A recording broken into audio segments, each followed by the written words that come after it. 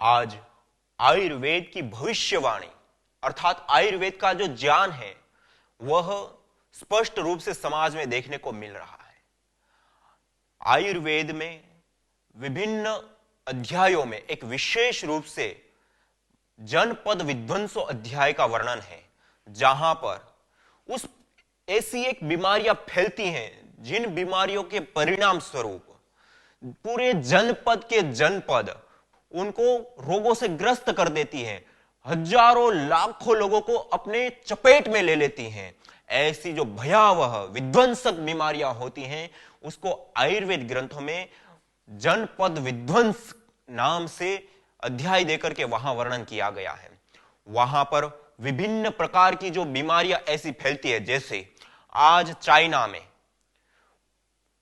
भयंकर रूप से कोरोना वायरस फैल रहा है और इस प्रकार की जो बीमारियां होती हैं उसका कारण आयुर्वेद में अहिंसा को बताया है। देवों की पूजा ना करना अर्थात यज्ञ ना करना। यज्ञ करने से जो देवगण है, पृथ्वी, जल, आकाश, वायु आदि जो ये 5 तत्व हैं जो हमें नित्य प्रति देते हैं, दाना देव जो हमेशा हमें देते हैं उसको देव कहते हैं। वह देवगण इससे तृप्त होते हैं अर्थात संतुलित होते हैं और उसको ना करने से वो असंतुलित हो जाते हैं। इसी प्रकार से जो हिंसात्मक कार्य होते हैं, आज आप चाइना में देखें तो लोग इतनी बड़ी मात्रा में मांसाहार करते हैं कि हम कल्पना भी नहीं कर सकते। कुत्ते, बिल्ली आदि के मांस तो घृणित से घृणित माने जाते हैं, उसको भी लोग नहीं छोड़ते। यहां तक कि सांप, अजगर आदि को भी लोग नहीं छोड़ते हैं। यहां तक कि कच्चे कच्चे खा जाते हैं, जिंदा जानवरों को तक नहीं छोड़ते हैं।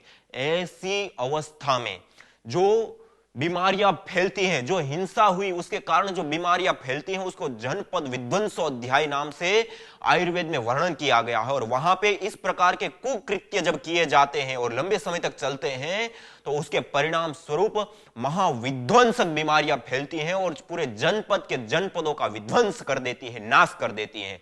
और ऐसी बीमारियां जब फैलती हैं तब उसके समाधान के लिए वहां पे विशेष रूप से यज्ञ करने के लिए, देव पूजा अर्थात यज्ञ करने के लिए कहा गया है कि यज्ञ करके हम इन 5 तत्वों को संतुलित करें। उसमें विशेष प्रकार के जो हवीर द्रव्य होती है उसकी हमें आहुति हवि देनी होती है और उसका जो धूम्र है उसको चारों दिशाओं में फैलाना होता है, वायुमंडल में फैलाना होता है। उसके कारण से उस वायु में जो विषाक्तताएं हैं, जो विषाणु है, विष किसको कहते हैं? आयुर्वेद में जिसको विष कहा है उसको हम विषाणु कहते हैं हिंदी में, और इसी को इंग्लिश में वायरस कहा जाता है, जो आज भयंकर रूप से फैल रहा है। और आज चाइना से लेकर के करीब 20 से अधिक देशों में वह बीमारी फैलती चली जा रही है।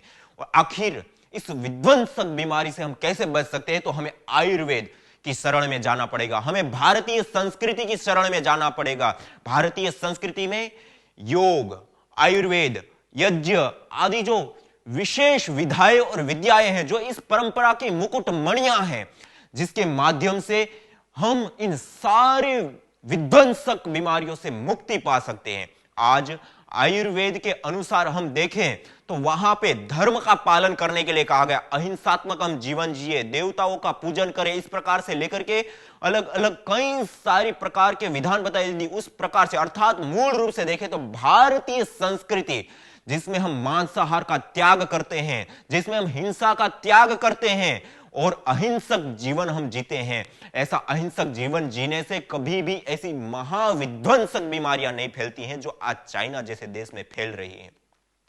उन बीमारियों से बचने के लिए क्या करें? तो उसके लिए हमें आज पूरे वर्ल्ड के पास कोई भी समाधान नहीं है और लाखों करोड़ों लोग इसकी चपेट में आ रहे हैं आज कोरोना के। यदि उससे हम बचना चाहते हैं तो हमें फिर से भारतीय ऋषियों की शरण में हमें जाना पड़ेगा, फिर से आयुर्वेद की शरण में जाना पड़ेगा, वैदिक संस्कृति की शरण में जाना पड़ेगा।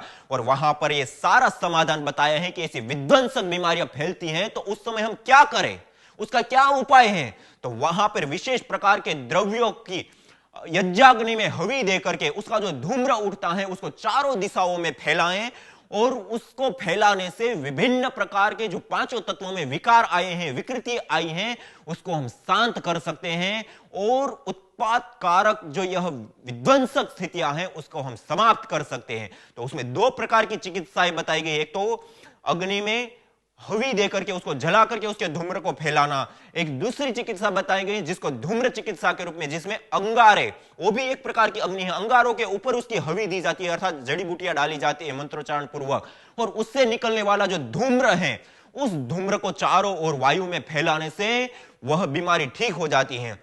सुश्रुत संहिता के कल्प स्थान में 6:12 में बताया गया है, विषाक्त वायु से बचने के लिए, कोरोना जैसी विध्वंसक बीमारियों से बचने के लिए हम लाक्षा, हरिद्रा, अतीस, हरितकी, मोथा, हरेणुका, इलायची, दालचीनी, तगर, कूठ और प्रियंगु आदि द्रव्यों की हविष्य सामग्री तैयार करके उसको यज्ञाग्नि में डाल करके उसके धूम्र को फैलाने से विध्वंसक बीमारियों का हम विनाश कर सकते हैं।